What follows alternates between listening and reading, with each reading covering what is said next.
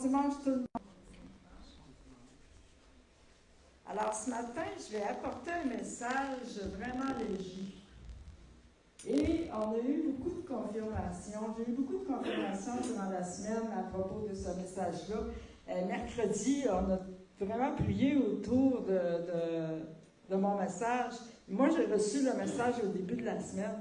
Et mercredi, quand je suis arrivée ici, que j'entendais les prières, j'étais vraiment bénie de voir comment Jésus est avec chacun de vous. Puis comment Jésus est présent avec chacun de vous. À travers vos prières, c'est ce que je pouvais constater. Et une de mes plus grandes bénédictions, c'est de voir vraiment comment Jésus agit dans vos vies. Puis de voir comment il est présent dans vos vies. Ça, c'est vraiment une grande bénédiction pour moi. Et puis, j'ai vraiment aimé les prières et les témoignages mercredi. Amen. Alléluia. Alors, je m'étais dit, je n'ai pas besoin de prêcher. Tout le monde a prié mon message. Alléluia. Alors, je vais commencer ce matin avec Marc 4, 35, 41, si vous voulez tourner avec moi dans vos iPhones. Excusez, c'est une petite joke dans vos Bibles. Alléluia. Alors, c'est tout des passages que tout le monde connaît. Vous avez lu ça souvent, mais je pense que Jésus veut nous fortifier à travers ce message-là et augmenter notre foi. Je pense que peut-être qu'il y en a quelques-uns qui se sentent dans une barque ou qui se sentent un peu dans une tempête. Des fois, la tempête est forte, des fois, elle est moins forte, mais je pense que Jésus veut faire quelque chose à travers ça. Alors, le titre de mon message, le titre des passages est « Jésus apaise la tempête ». Fait que vous voyez dans quoi je m'en vais. Amen. Alors, ça dit comme suit. Ce même jour, sur le soir, Jésus leur dit, passant sur l'autre bord. Après avoir renvoyé la foule, ils l'emmenèrent dans la barque où il se trouvait. Il y avait aussi d'autres barques avec lui. Il s'éleva un grand tourbillon. Qui aime les tourbillons? Un tourbillon, c'est pas juste comme une tempête ordinaire. Hein? C'est comme un vent, puis la pluie, puis le vent tourbillonne comme ça. Là. Tu sais, c'est encore pire que juste un vent. Et les flots se jetaient dans la barque au point qu'elle se remplissait déjà. Et lui, il dormait à la poupe sur le coussin. Fait imaginez-vous, vous êtes dans une barque. La tempête fait rage. Le tourbillon est là. Et vous voyez votre ami dormir. Calmement. Et vous êtes en train de périr. Voici ce que vous pensez. Vous pensez que vous êtes fini. Vous pensez que vous allez mourir.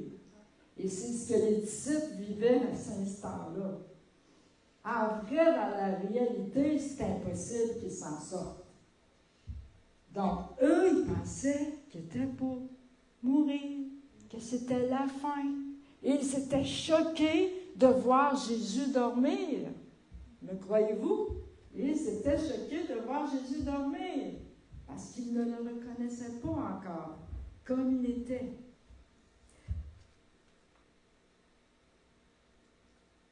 Ils le réveillèrent et lui dirent, « Maître, ne t'inquiètes-tu pas de ce que nous périssons? » Alors on voit qu'eux pensaient qu'ils étaient en train de périr. « Ne t'inquiètes-tu pas que nous périssons? » Alors Jésus dormait, leur ami, leur maître, ils ne s'inquiétaient pas qu'eux étaient en train de périr. Jésus ne s'inquiétait pas que lui était en train de périr, en tout cas. Il dormait. Fait que, imaginez-vous dans la barque avec, c'est votre père qui dort. ou je sais pas, c'est ton conjoint, ton mari qui dort à la barre. Là, tu dis, d'où, tu sais? Là, tu le réveilles. Hey, père! Hey, chérie! Ou hey, je sais pas qui, mais en tout cas, mère! Réveille-toi, là! On va tous mourir! Ça te dérange pas? Qu'on va tous mourir! Mais s'étant réveillé, il menaça le vent et dit à la mer, silence! Ça n'a pas été plus compliqué que ça. Il s'est réveillé. Il a regardé la mer et le vent, silence, tais-toi. Ça a été simple comme ça. Et le vent cessa, et il y eut un grand calme. Alors j'imagine le vent tomber tout d'un coup, les tourbillons arrêtés tout d'un coup, la tempête arrête tout d'un coup, parce que Jésus a dit, tais-toi. Oh, hein?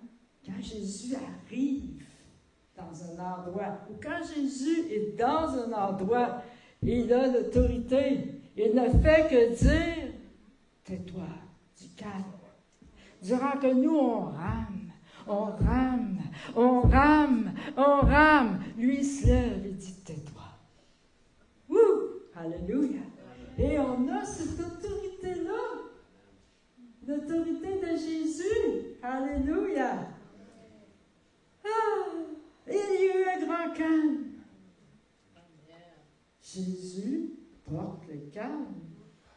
Jésus porte une atmosphère de calme et de paix. Alléluia! Quand Jésus entre dans une place, le calme vient. Amen. Alléluia. Dans un endroit où est-ce que c'est agité, imaginez-vous Jésus rentrer. Je suis certaine que l'atmosphère shift. Alléluia. Puis l'agitation part. Les démons fuient. Parce que souvent, c'est des démons qui nous agitent, qui agitent. C'est des démons qui amènent la pression. Et quand Jésus vient, c'est le calme. Amen. La tranquillité, la paix, le repos. Alléluia. Alors, quand il rentre dans nos tempêtes, quand on l'invite dans nos tempêtes, c'est le calme.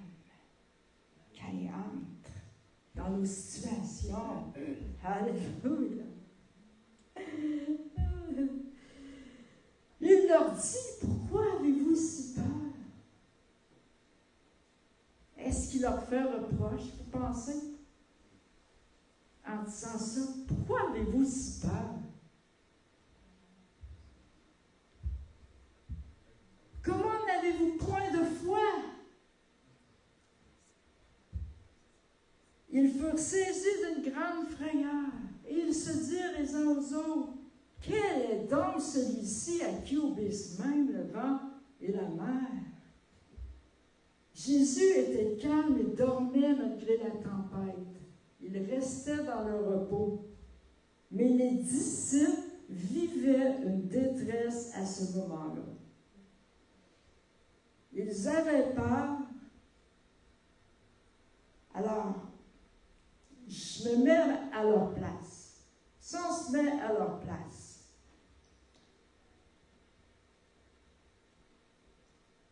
Jésus était dans la barque, il ne l'avait pas encore reconnu. Il ne connaissait pas encore vraiment qui était Jésus. Il était là, mais il ne reconnaissait pas encore qui était Jésus. Qu'il est celui qui calme les tempêtes, qui est celui qui a l'autorité. Il ne connaissait pas encore cet aspect-là de Jésus. Est-ce que ça nous arrive, nous? On peut faire un parallèle, on peut se voir que parfois dans les tempêtes, on ne le connaît pas. On a peur.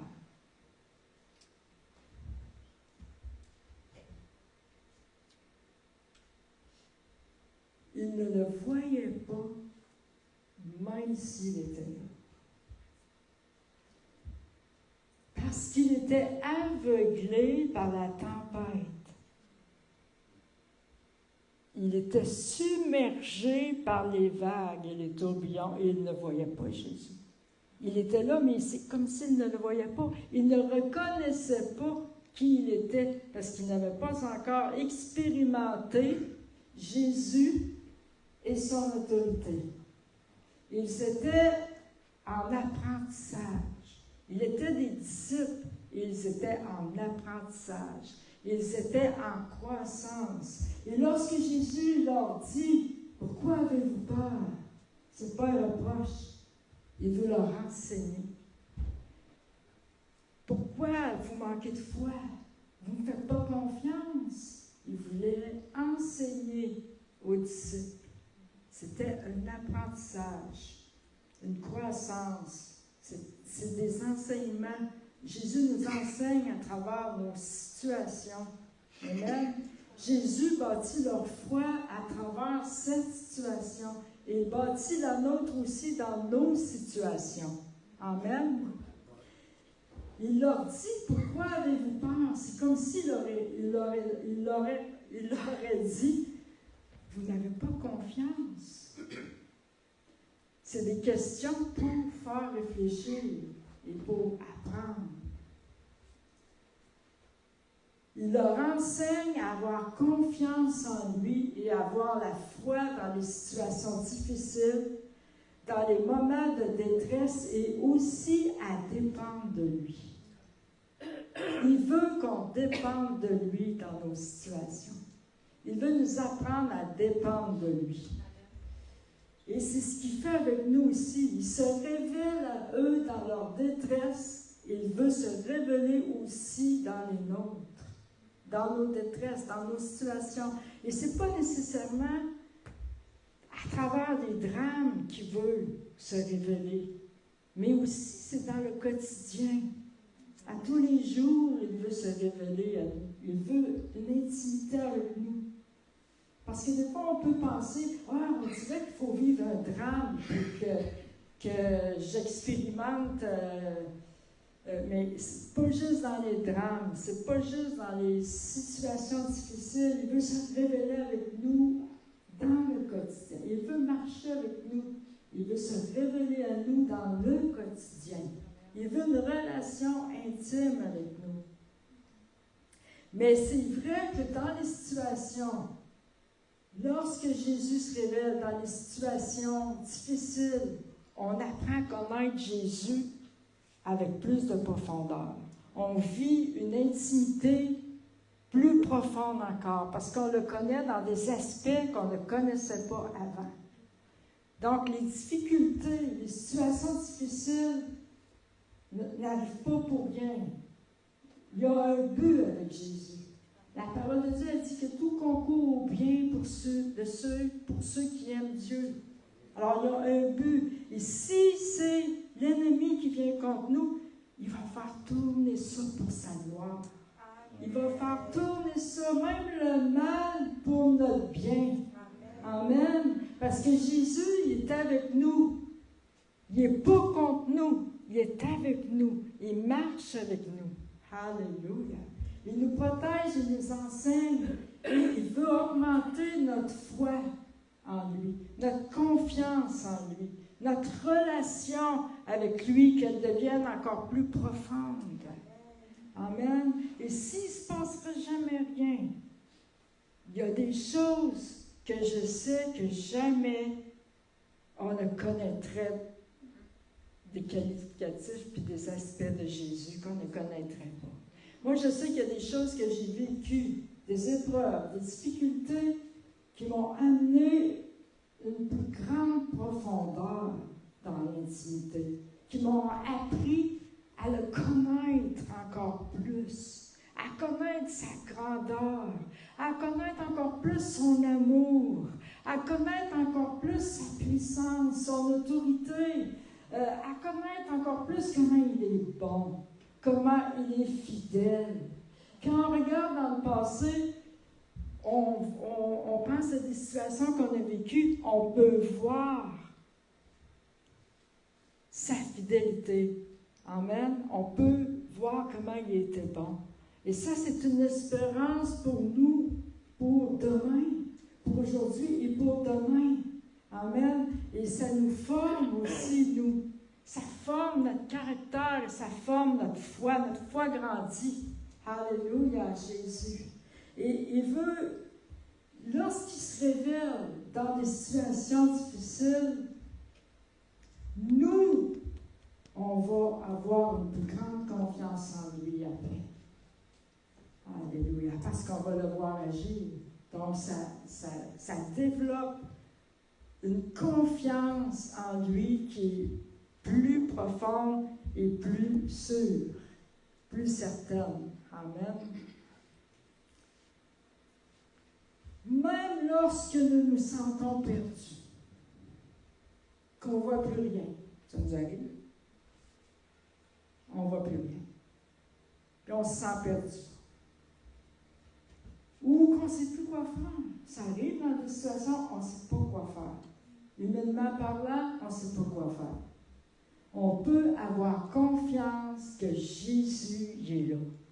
Puis que Jésus nous guide, que Jésus nous dirige, même si on ne le voit pas, même si on ne le sent pas. On peut avoir confiance que Jésus est là parce qu'il a dit qu'il était avec nous jusqu'à la fin et qu'il ne nous abandonnerait pas. Alléluia, Jésus. Et il a dit, je vous donne ma paix, non pas celle selon son monde, mais je vous donne ma paix et je ne vous abandonnerai pas. Je suis avec vous jusqu'à la fin. Alors, peu importe ce qu'on vit, peu importe dans quelle situation on se trouve, on peut penser qu'on va périr, qu'on va mourir, que c'est fini, que c'est fichu. Jésus est là.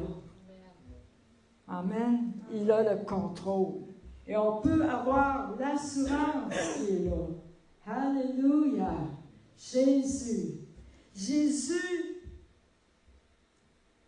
est avec nous dans notre barque. Si vous l'invitez, amen. Alléluia. Invitez-le dans votre barque. Il va apporter le calme. Amen. Il va apporter la paix. Dans les situations qu'on vit, on peut ramer. Vous savez, quand vous êtes dans une barque, je ne sais pas s'il y en a qui ont des barques, ou qui ont déjà eu des barques, ou qui ont déjà eu des bateaux, que vous avez pris l'eau, votre bateau prenait l'eau. Je ne sais pas si ça vous est déjà arrivé, que votre barque prenait l'eau, il y avait des vagues, puis, ou bien, en tout cas, il y a de l'eau qui rentrait dans la barque, et puis là, vous étiez en urgence. Et là, vous deviez ramer pour revenir au bord, pour essayer de revenir au bord.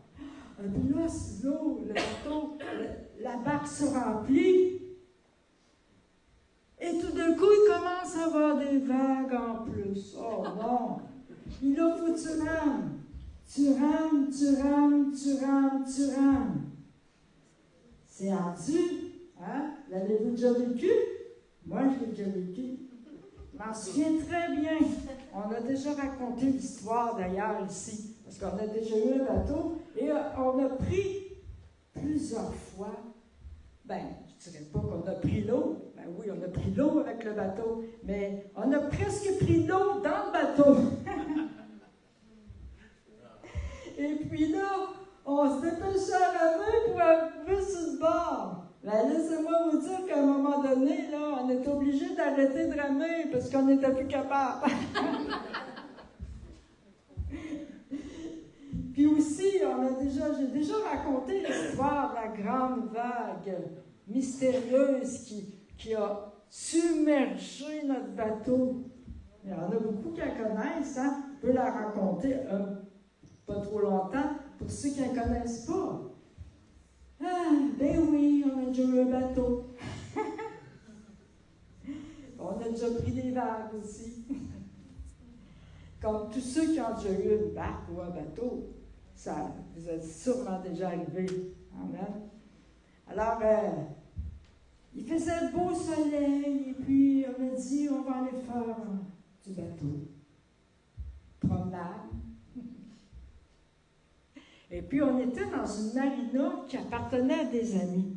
Notre bateau était là, puis il était surveillé par le propriétaire. C'était un ami proche et tout ça. Et puis, lui, il avait des règles strictes. Quand tu t'éloignes de la marina, tu ne vas pas plus qu'à tel kilomètre. Il faut que tu sortes de la marina tranquillement, doucement, pour pas faire des vagues aux autres bateaux. Parce que les autres bateaux qui sont là, tu sais.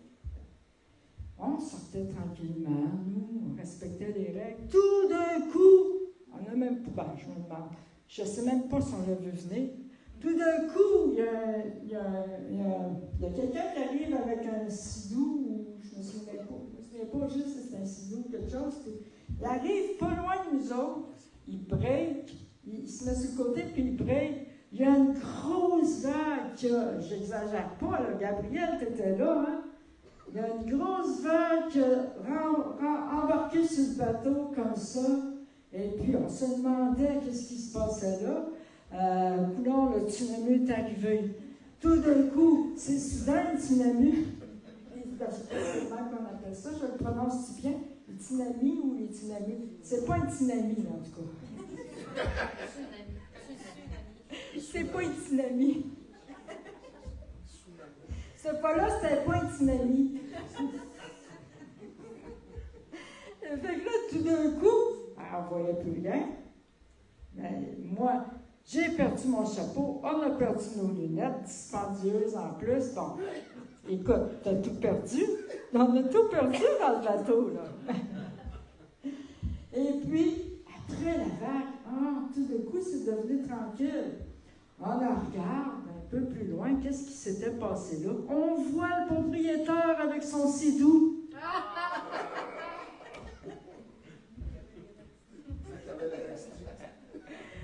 Il dit, je voulais faire une joke, je pensais jamais que la vague serait aussi grosse. Je m'excuse. En tout cas, là, on a pris notre bateau, on l'a parqué, puis on est parti. On a perdu le goût. Mais vous savez qu'est-ce que c'est? Mais des fois, dans notre vie, c'est comme ça. On a des grosses vagues qui viennent sur nous. Amen. Tu peux perdre des choses, mais ce que tu perds, Jésus va te le redonner. Amen. Amen. Avec Jésus, tu perds, mais Jésus redonne en d'autres. Amen. Alléluia. Et dans notre vie aussi, lorsqu'on vit des choses difficiles, on peut ramer. On peut ramer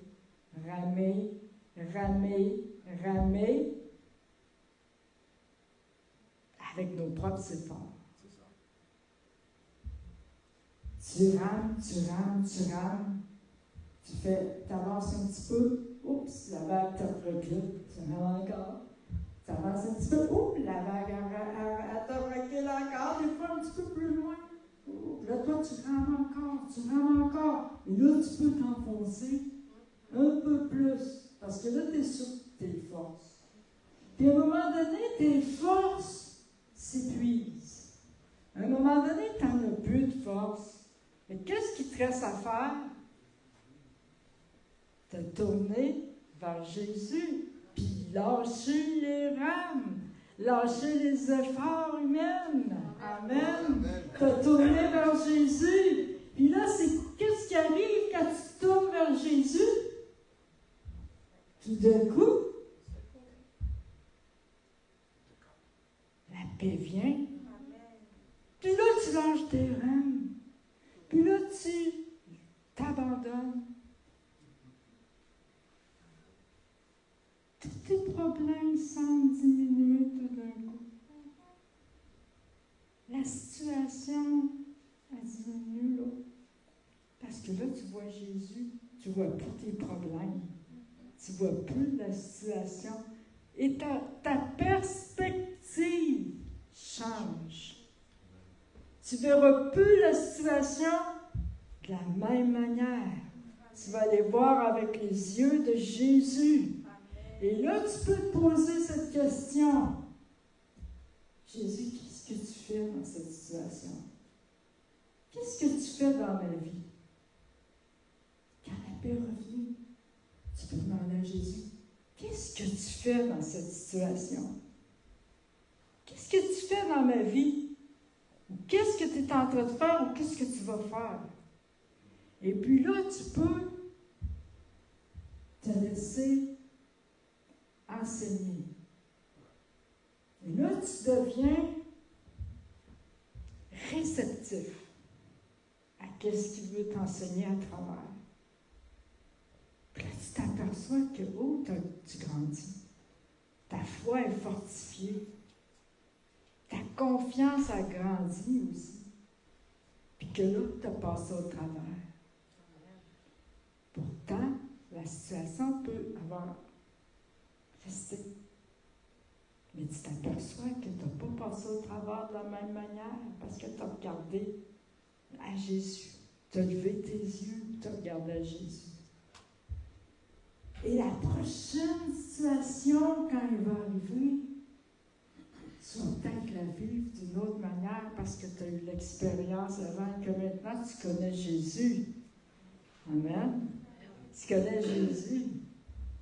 Et là, tu sais que Jésus est avec toi aussi cette fois-ci dans la barque, dans la tempête. Amen. Alléluia, Jésus. Et tant que tu gardes les yeux fixés sur Jésus, tu ne t'enfonces pas comme Pierre, quand il a dit « Viens ». Il voulait aller rejoindre Jésus, marcher sur l'eau. Il a dit « Viens ». Quand il a commencé à enfoncer, c'est probablement parce qu'il a commencé à douter puis à avoir peur, il a enlevé ses yeux sur Jésus. Mais c'est pareil pour nous. Lorsqu'on enlève nos yeux sur Jésus et qu'on commence à regarder la situation, on peut avoir peur.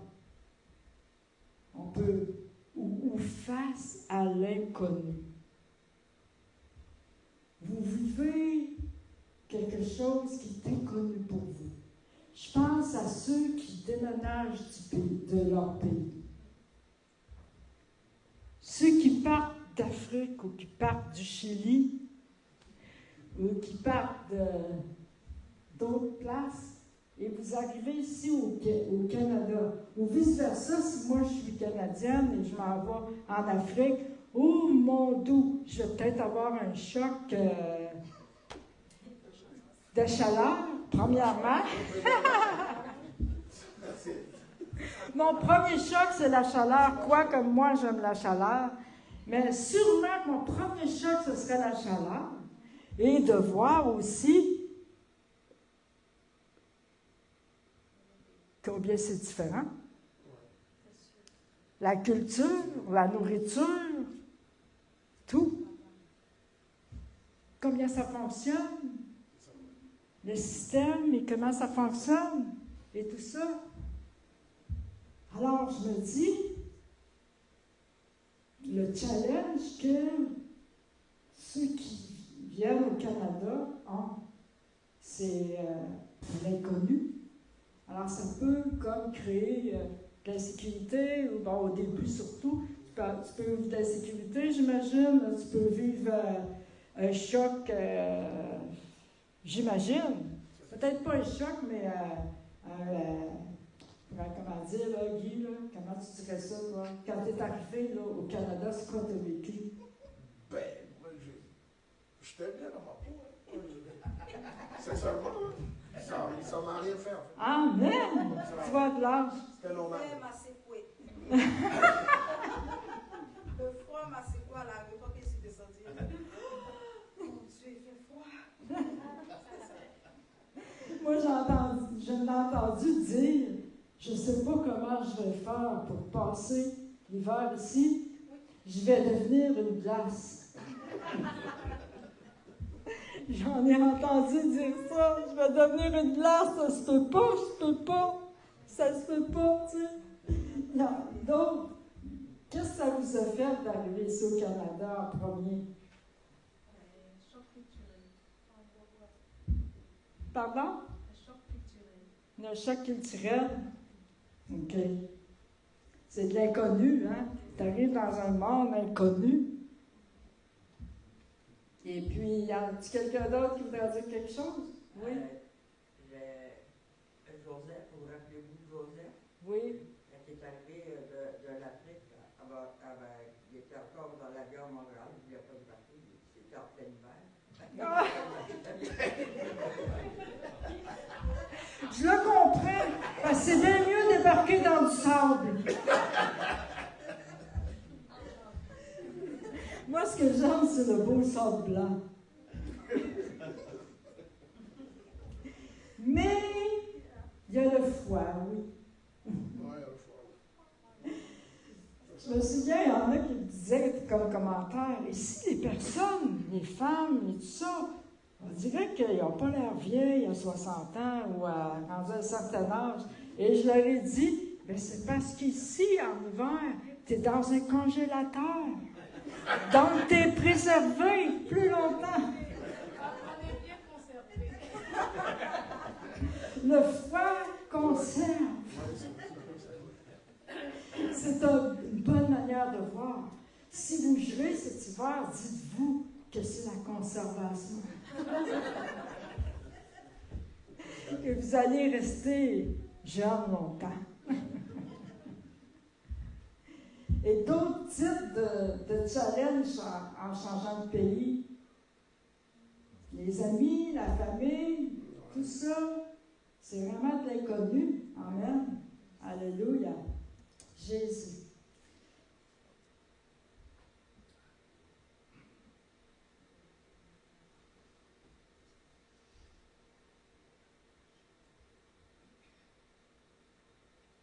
Oh, j'ai dépassé, je suis rendu, je me suis plus là.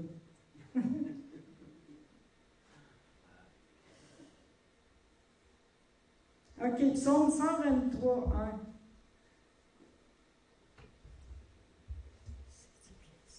Non, 121.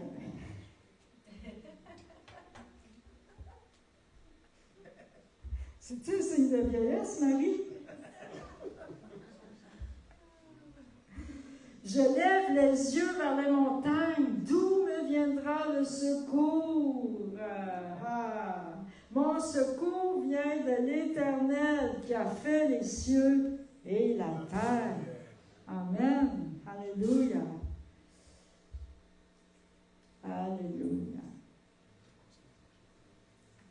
Alors, ce que j'aimerais vous exhorter ce matin, c'est de l'inviter dans vos situations. Alléluia. Avez-vous déjà ressenti Jésus vous tenir la main? Vous avez déjà senti ça? Est-ce que vous avez déjà vu Jésus assis en avant de vous, vous tenir les deux mains?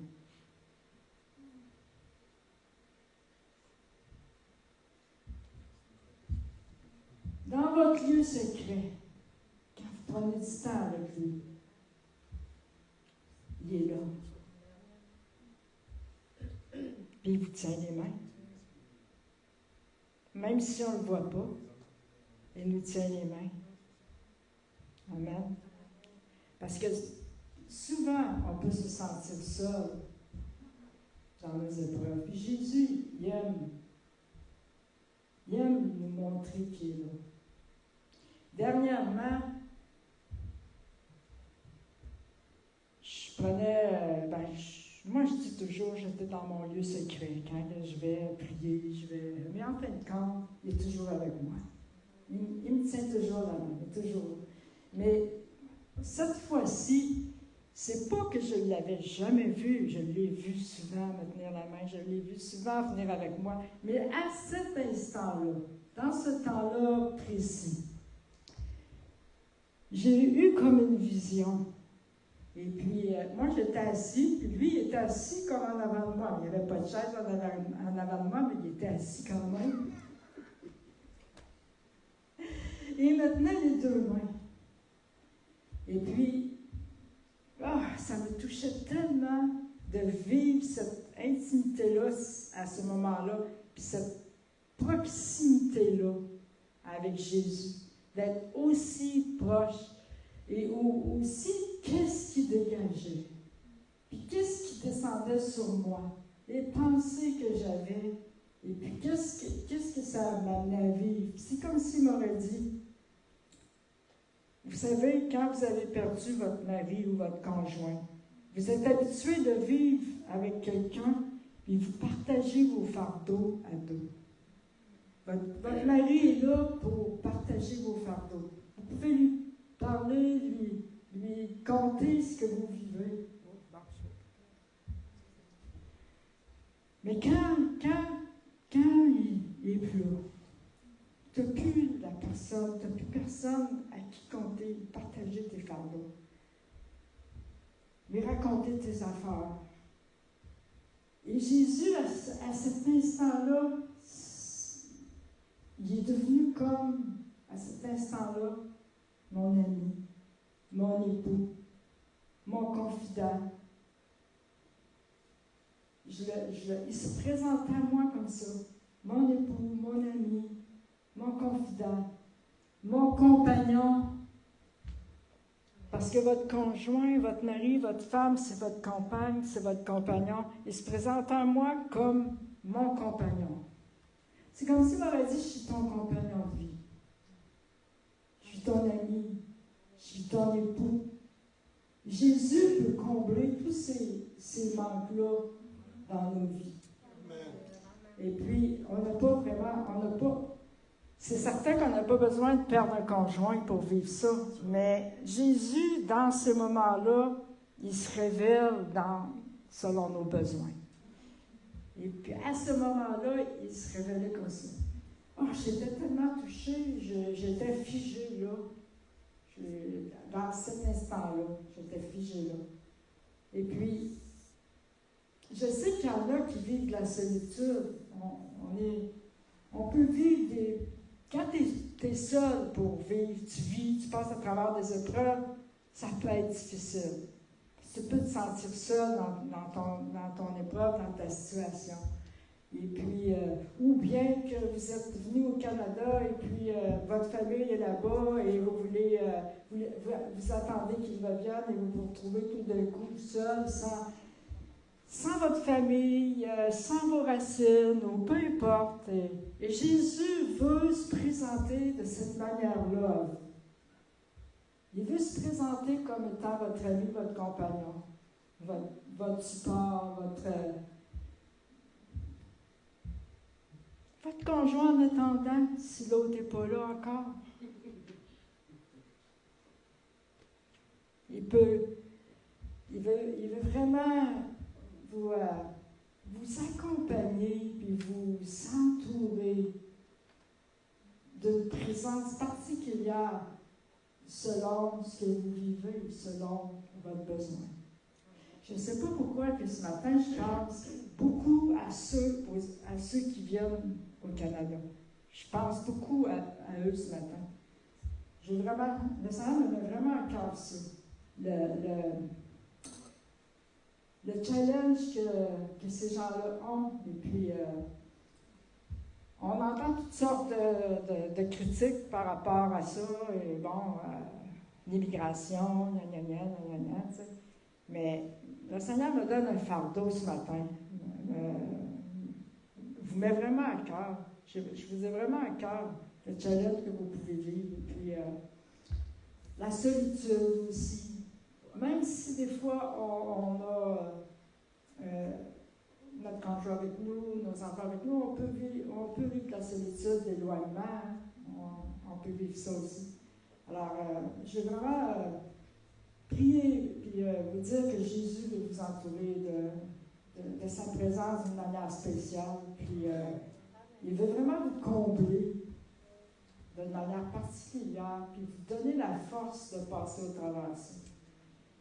Il veut vraiment vous donner sa grâce pour passer au travers de ça. Il veut vraiment vous bénir aussi.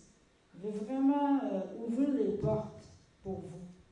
Il veut vraiment marcher en avant. Amen. Alléluia, Jésus. Alléluia.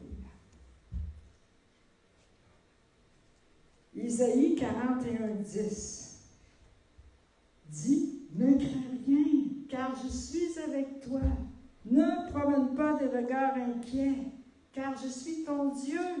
Je te fortifie, je viens à ton secours. Je te soutiens de ma droite triomphante. » Amen. Alléluia. Notre Dieu nous soutient. Amen. Alléluia, Jésus. Alléluia.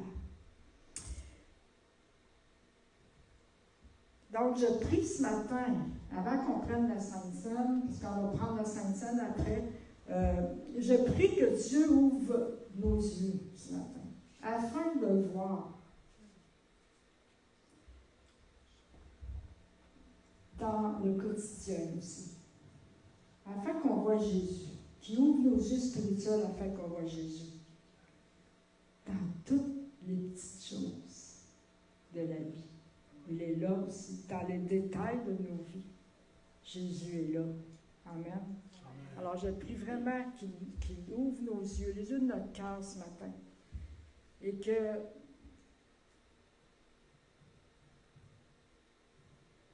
vous soyez fortifiés, apaisés, en confiance, que vous n'êtes pas seuls. Alléluia, Jésus. Alors, on va prendre la Sainte Seine dans la paix de Dieu. Amen. Dans l'unité en Jésus. Amen. Et pour ceux qui sont en direct, qui seront en direct, qui écouteront plus tard, que Dieu vous bénisse. Amen. Alors, pendant que Rosemary va distribuer les